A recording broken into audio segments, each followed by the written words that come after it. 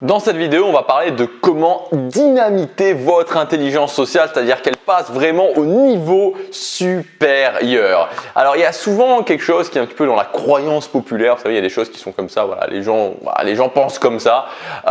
C'est le fait d'être bon socialement, le fait d'être à l'aise socialement, d'être fort dans les dynamiques sociales, c'est quelque chose qui arrive un petit peu comme ça. Voilà, soit on l'est, soit on l'est pas.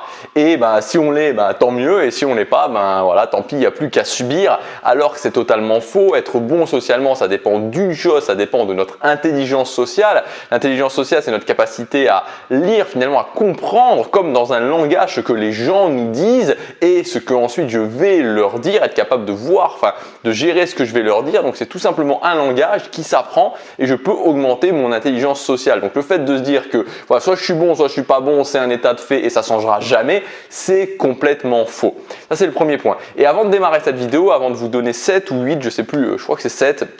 C'est plus 7 principes fondamentaux pour exploser votre intelligence sociale, 7 clés pour exploser votre intelligence sociale. Je voudrais juste répondre, enfin pas répondre vraiment, mais mettre un point important sur quelque chose parce que juste avant de commencer la vidéo, j'ai lu un commentaire sur cette chaîne, une vidéo qui date un petit peu, parce que je tourne mes vidéos en avance, enfin qui date, hein, pas il y a 2 ans, mais voilà, juste le fait de lire ce commentaire juste avant, c'était un petit peu de la chance, même je remercie cette personne d'avoir mis ce commentaire. C'était encore quelqu'un, alors c'est pas que lui, hein, c'est pas cette personne en particulier, mais il y a plein de gens comme ça qui sont toujours en train de dire le meilleur moyen pour être à l'aise dans ses relations sociales, c'est d'être naturel. Le mythe du naturel. Je sais pas, moi j'étais extrêmement mauvais, j'ai passé mes 20 premières années à être complètement reclus socialement, à être pas à l'aise, être anxieux, enfin bon bref, c'était l'enfer sur terre à ce niveau-là.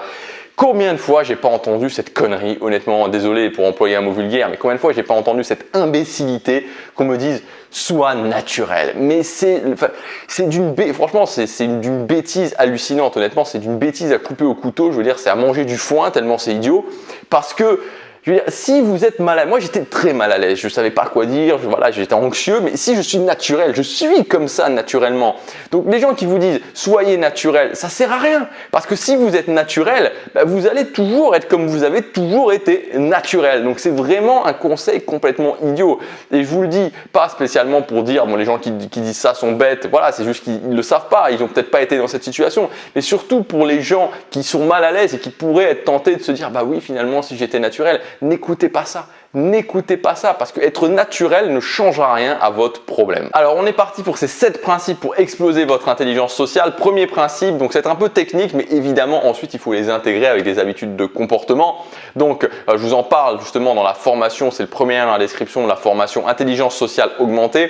Alors le premier principe c'est la validation. Qu'est-ce que c'est la validation? La validation c'est toujours le fait d'avoir besoin que quelqu'un vous approuve, que quelqu'un vous distribue un petit peu les bons points. Quand je fais quelque chose, j'ai besoin, quand je suis en train de dire quelque chose, hein, j'ai raison, hein, tu penses que j'ai raison, ou alors je fais quelque chose, tu penses que c'est la bonne décision. C'est toujours un petit peu ces gens, je l'ai déjà dit, mais il y a peut-être 2 ans ou 3 ans, peut-être 2 ans, j'étais en voiture avec l'ami d'une amie qui était toujours, elle terminait toujours ses phrases en mode interro-négatif, c'est-à-dire oui, non, j'ai raison, qu'est-ce que vous en pensez, toujours avec une sorte de question à la fin pour demander la validation. Et rien que ça, je me disais, mais c'est pas possible quoi, de dire ça, ça explose la valeur perçue de la personne. Donc évitez absolument la validation. J'en ai parlé dans la vidéo d'hier, mais je voulais le conceptualiser avec ce mot, la validation. Il n'y a personne qui en sait rien. Donc arrêtez d'essayer de vous faire valider par les gens.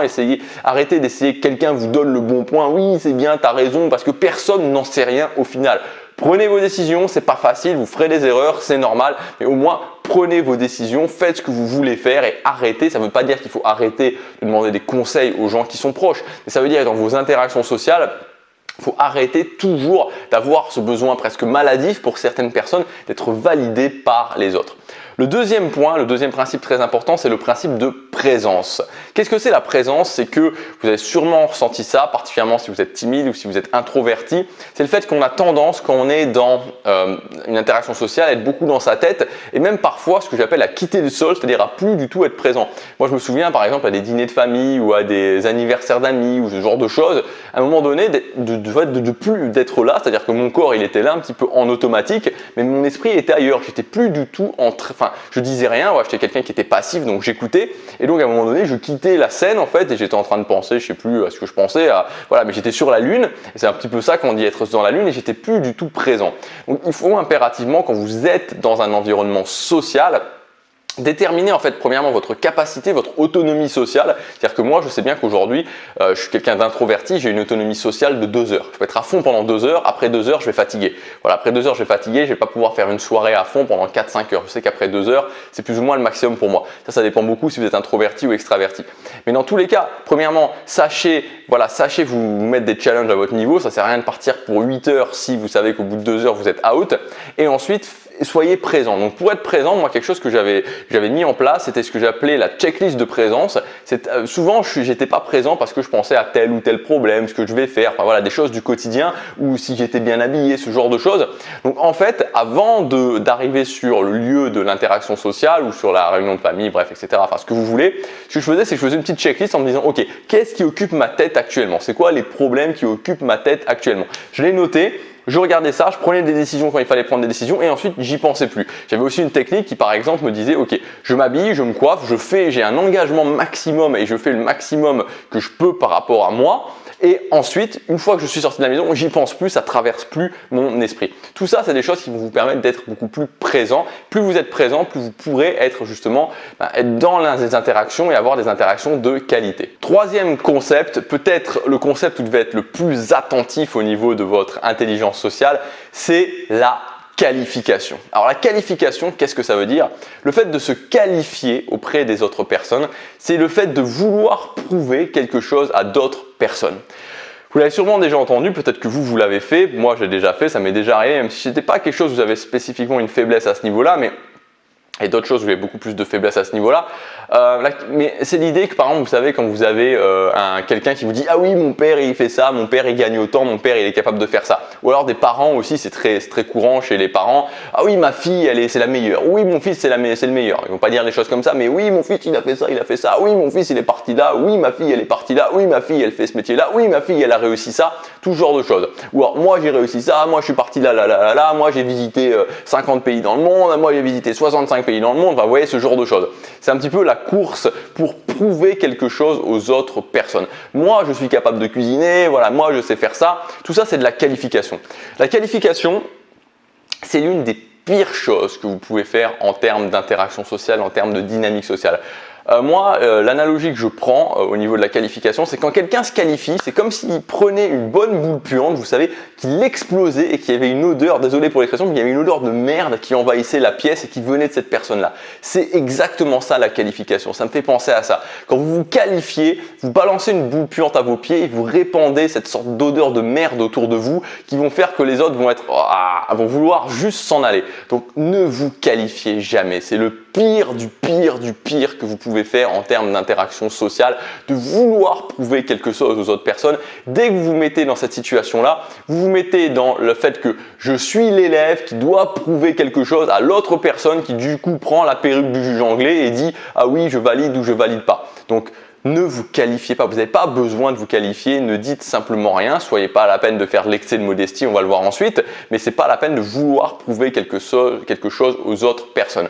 Quatrième concept, c'est exactement l'inverse, c'est moins grave, c'est moins grave la qualification, il n'y a rien de pire, mais c'est pas génial quand même, et c'est plutôt quelque chose que je faisais justement, et si vous êtes timide, vous avez peut-être tendance justement à faire ça, si vous êtes introverti, la disqualification. La disqualification, c'est l'inverse de la qualification, c'est-à-dire que cette fois-ci, ça va être le fait de se dire, concrètement, ce que j'ai fait c'est pas bien, alors ne vous attendez pas à grand chose. Si par exemple vous passez à l'oral et que vous dites voilà, bon, j'ai pas tellement préparé donc vous attendez pas à quelque chose de génial, ou c'est comme si je commence une vidéo où je vous dis bon, la vidéo que j'ai fait aujourd'hui j'ai vraiment fait à l'arrache, c'est pas terrible, j'en suis pas très content, alors bon voilà, vous attendez pas à un miracle. Ou si je viens de préparer un plat pour ma famille par exemple et que en amenant le plat sur la table je dis bon, j'ai vraiment fait, alors que je l'ai passé 3 ou 4 heures, j'ai vraiment fait les choses rapidement, hein, donc vraiment soyez gentils, ne me jugez pas, etc. etc. Voilà, la disqualification, c'est le fait d'essayer en fait de descendre sa valeur soi-même pour que les autres ne vous jugent pas trop durement, pour que les autres ne soient pas trop méchants avec vous. Voilà, c'est une sorte de moyen de se rassurer, de se mettre un peu dans une coquille pour ne pas être, voilà, pour faire que les autres je sais pas, quelque part ne vous juge pas. Donc c'est quelque chose de mauvais aussi, c'est très mauvais. Voilà, vous tirez 2 ou 3 balles dans le pied vous-même. Donc vous n'êtes pas, pour l'idéal, c'est de rien dire. C'est-à-dire que essayez d'observer les moments où vous pouvez vous disqualifier et ne dites rien, tout simplement. Voilà, si vous n'êtes pas sûr de vous, c'est pas grave, on ne vous demande pas d'être sûr de vous, mais ne dites rien, ne vous disqualifiez pas. 5e point, la vulnérabilité. La vulnérabilité, c'est souvent quelque chose qu'on a tendance à ne pas montrer en fait. On essaie de masquer ces choses-là. On a tous plus ou moins cette tendance en société à porter un masque social, c'est-à-dire que globalement, voilà, on ne va pas vraiment, donner l'image qu'on est finalement. Il y a mon père qui disait quelque chose qui était vraiment intéressant. C'était en société, on montre toujours ce qu'on n'est pas. En société, on montre toujours ce qu'on n'est pas. C'est-à-dire qu'on essaie toujours de montrer une image qu'on n'est pas. Et moi, j'ai souvent eu cette expérience de gens qui, par exemple, étaient des véritables bouts en train en société, mais vraiment des mecs qui étaient des bouts en train et qui, arrivaient à la maison, c'était des gens qui étaient complètement éteints, qui tiraient la tête jusque par terre. Là où ça nous intéresse justement, c'est que se montrer vulnérable, c'est admettre ses faiblesses.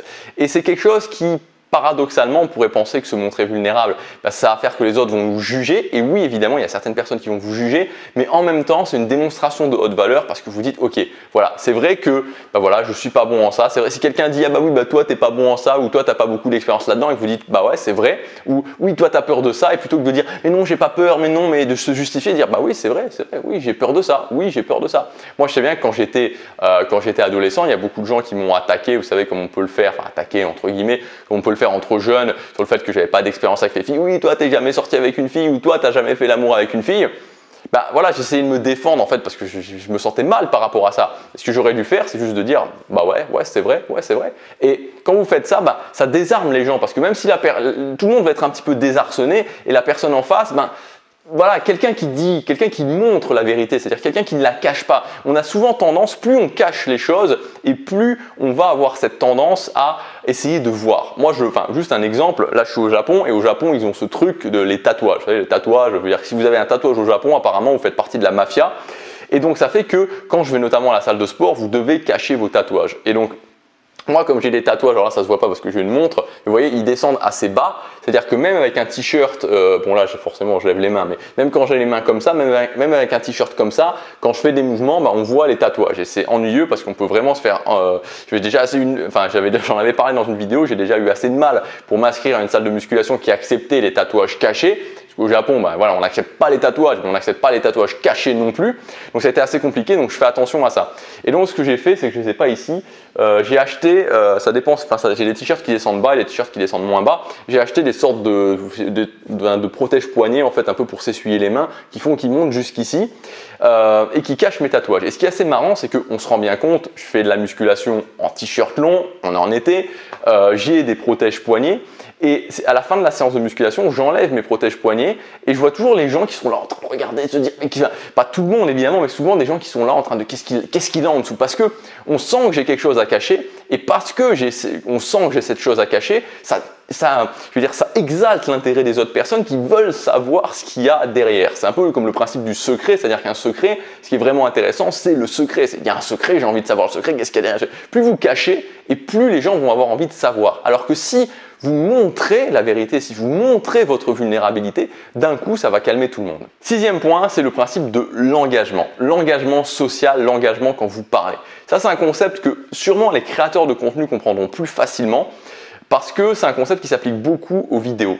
Quand vous faites des vidéos, comme je suis en train de faire une vidéo actuellement, si vous n'avez jamais fait de vidéo, c'est peut-être quelque chose qui peut vous paraître flou, mais c'est le fait que la vidéo a tendance à lisser les émotions. C'est-à-dire que là, de la façon dont je parle actuellement, pour avoir un niveau d'énergie qui est pas hallucinamment haut, mais qui est un petit peu plus haut que la normale, je dois vraiment y aller. C'est-à-dire que si vous étiez à côté de moi, que vous voyez en réalité, vous auriez l'impression que j'ai un niveau d'énergie très très haut parce que la vidéo a tendance à lisser justement les émotions. Et c'est-à-dire que quand on est créateur de contenu, on comprend le principe de l'engagement parce que quand on parle normalement et qu'on regarde ensuite la vidéo qu'on vient de faire, on a l'impression qu'on est sous Valium. C'est-à-dire on a l'impression qu'on est en train de parler. Moi, c'est ce qui m'est arrivé sur mes premières vidéos.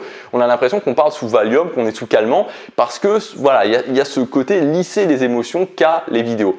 Donc ça veut dire qu'il faut maîtriser son engagement pour être capable de plus donner et d'avoir l'impression donc que les gens justement qui regardent cette vidéo aient cette impression d'avoir une énergie normale, voire un petit peu plus haute, alors qu'en réalité on est beaucoup plus énergique. Donc on comprend, on maîtrise cette notion de l'engagement. Et l'engagement c'est très important dans vos interactions sociales parce que quand vous parlez à quelqu'un, si vous parlez juste à quelqu'un blablabla, vous voyez, en mode très monocorde, ou si vous parlez à quelqu'un avec plus de nuances, avec plus d'engagement, ça va donner, même si vous dites fondamentalement la même chose, exactement la même chose, ça va donner beaucoup plus de relief à l'interaction sociale. Donc vous devez être capable de maîtriser votre engagement, vous devez être capable de vous dire ok, comment je peux améliorer mon engagement, comment je peux faire en sorte d'avoir des interactions sociales où je donne plus d'engagement, où j'ai plus d'énergie. Et un conseil que je vous donne, quelque chose que vous pouvez faire, c'est vraiment faire des vidéos, même si vous n'êtes pas créateur de contenu, vous filmez, parlez d'un sujet et vous allez vous rendre compte à quel point vous allez devoir donner plus d'engagement et vous allez être capable de plus vous observer. Vous verrez que ça vous servira quand vous serez dans des interactions sociales classiques. Moi, j'ai beaucoup amélioré mon niveau d'interaction sociale, donc ma capacité d'engagement social parce que j'ai commencé à faire des vidéos. Et enfin, le dernier point, le dernier concept, c'est de partager vos convictions profondes. Ce qui nous tue aujourd'hui, ce qui tue les gens dans leurs interactions sociales, l'une des choses qui tue les gens dans leurs interactions sociales, c'est aussi, il y a un parallèle aussi à faire avec la création de contenu, là c'est assez intéressant, c'est le fait d'être noyé dans la masse. C'est-à-dire qu'on fait la même chose, c'est-à-dire que j'ai un boulot que j'aime pas spécifiquement, j'attends les vacances, j'attends le week-end je sors pour oublier que j'ai un boulot que j'aime pas, je vis, comme je disais, je vis à un endroit qui me fait pas rêver. Voilà, tout ce genre de choses fait que je suis noyé dans la masse et fait que j'ai pas spécifiquement d'intérêt pour les autres personnes. Et souvent, on a cette tendance à se dire aussi par notre éducation, le fait de pas trop partager des choses personnelles, de plutôt être dans la réserve, etc., etc. Ça dépend des gens. Moi, j'étais beaucoup là-dedans. Alors que c'est exactement l'inverse qu'il faut faire. C'est-à-dire que pas directement quand vous rencontrez quelqu'un, mais assez rapidement, quand vous allez rencontrer quelqu'un après 15, 20, 30 minutes d'interaction, même plutôt 15 minutes d'interaction, vous pouvez commencer à partager des choses personnelles pour vraiment donner, encore une fois, du relief. Toujours pareil. C'est-à-dire qu'une bonne interaction sociale, c'est pas une interaction sociale monocorde, c'est une interaction sociale où il y a du relief.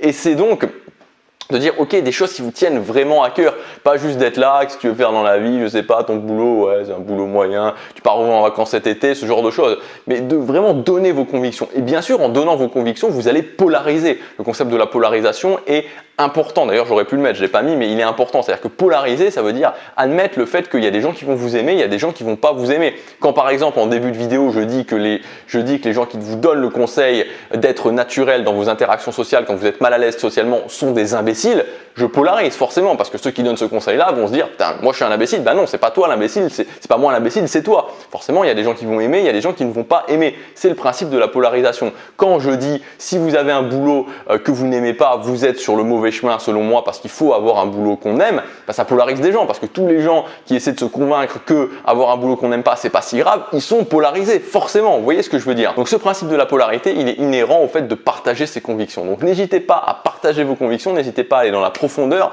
n'hésitez pas à dire voilà, moi je veux faire ça, moi je veux accomplir tel rêve, moi ce qui est important pour moi c'est ça. Tout ce genre de choses, ça va vous permettre de sortir de la masse et ça permettra aussi de vraiment que les gens vous retiennent. Voilà pour tous ces concepts. Alors ces concepts-là, ils sont intéressants. Enfin, en tout cas, j'aime à penser qu'ils sont intéressants. C'est pour ça que je vous les ai donnés. Évidemment, c'est important de savoir ce que c'est. C'est important de savoir ce que c'est la qualification. C'est important de savoir ce que c'est la disqualification. C'est important de savoir toutes ces choses-là. Mais ce qui est plus important encore, c'est de pouvoir les appliquer parce que juste le savoir, si vous changez rien, ça, justement, ne changera rien.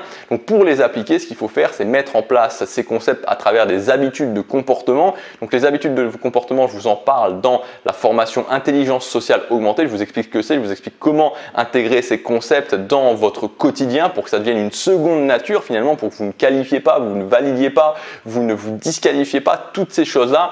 Donc cette formation, on va voir évidemment ça, on va voir aussi comment hacker son intelligence sociale. C'est l'idée de cette formation, une formation impactante pour avoir des résultats rapidement en termes d'augmentation de votre intelligence sociale, comment créer un cercle social à partir de zéro. Il y aura aussi un guide PDF complet, le guide de la valeur perçue, on en a parlé dans la vidéo d'hier, comment augmenter sa valeur perçue, comment intégrer le maximum de DHV les plus impactants possibles, éliminer les démonstrations de basse valeur pour augmenter sa valeur perçue. Vous avez tout le programme de cette formation dans le premier lien dans la description. Passez à l'action, chaque jour compte.